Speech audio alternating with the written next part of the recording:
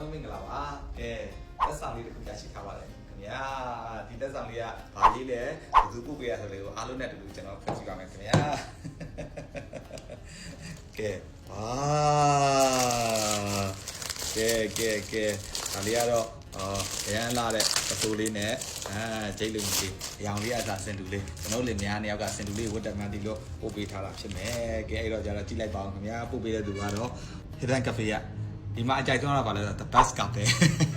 ဒီစားသားလေးကိုတော့ကျွန်တော်ချိန်ထဲမှာကျင်းနေတက်ပါလေခင်ဗျာ okay ကိုတူနိုင်ထုံးမမို့ချီလေးသက်သာဖြင့်တက်ရောက်ပေးပါရန်တဲ့ okay Hidden Cafe ဆိုတာကတော့ကျွန်တော်တို့အရင်ချစ်ခင်ရတဲ့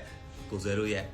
အောက်ထေတန်းကုမ္ပဏီဖြစ်ပါတယ်အောက်ထေတန်းကုမ္ပဏီဆိုရင်ကိုဆွဲတို့ကတကယ်ဆိုရင်နောက်ထပ် the best one ဆိုတဲ့အင်ဂျီတွေလည်း brand တွေလည်းထုတ်တယ်ဆိုင်ခွဲတွေလည်းအများကြီးပေါ်ထားတယ်တကယ်အရင်တော်တဲ့ကလေးတွေပါတကယ်အသက်ကလေးငယ်လေးရှိသေးတယ်အခုဆိုရင်လုပ်ငန်းပေါင်းမှာအများကြီးပဲရှိရယ်နော်အဲ့လိုမျိုးလုပ်ငန်းပေါင်းများစွာကိုတကယ်သူတို့ကခဏတိုင်းကျွန်တော်တို့လက်ဆောင်ပို့ပေးတယ်ဟိုတနေ့တောင်မှနှစ်သက်ကူးဆိုပြီးတော့ပန်စီလေးနဲ့ကိတ်မုံလေးနဲ့ရောက်လာသေးတယ်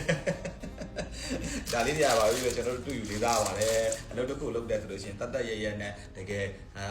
လေးစားလေးလုပ်တတ်တဲ့ညီလေးတို့အချင်းကြောင့်မလို့ညီတို့ရဲ့ Hidden Coffee ရဆိုရှင်အခုလည်းအောင်မြင်ပြီးသားပါနောက်လည်းဒီထက်ပိုအောင်မြင်မယ်လို့ယုံကြည်ပါတယ်ဆိုင်ကယ်ပေါင်းများစွာဖွင့်လှစ်နိုင်ပါစေလို့ဆုတောင်းပေးပါရညီလေးရဲ့ Hidden Cafe ရော The Best One ရောအောင်ထင်တန်းကြီးရောနောက်ထပ်အကူမသိတဲ့လုပ်ငန်းတွေရှိတော့ပိုးတဲ့လုပ်ငန်းလည်းသူတို့လုပ်ငန်းပဲအကူမသိတဲ့လုပ်ငန်းတွေအများကြီးလဲစားတတ်တို့ရအောင်မြင်ပါစေလို့ဆုတောင်းပေးပါတယ်အခုညီလေးတို့အများအားစိတ်ဝင်စားချီးကျူးပြီးတော့ဆောင်နေပါတယ်ဒီမှာဆိုလို့ရှိရင်တော့